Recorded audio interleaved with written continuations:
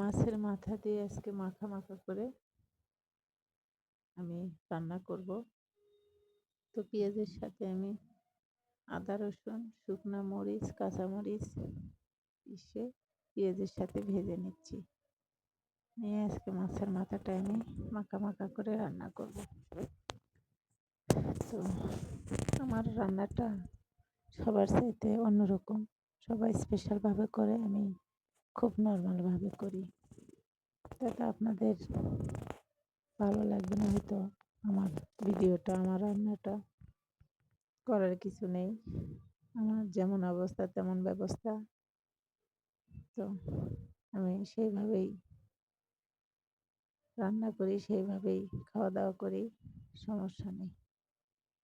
আপনাদের পছন্দ যদি না হয় তো আমার করার কিছু নেই।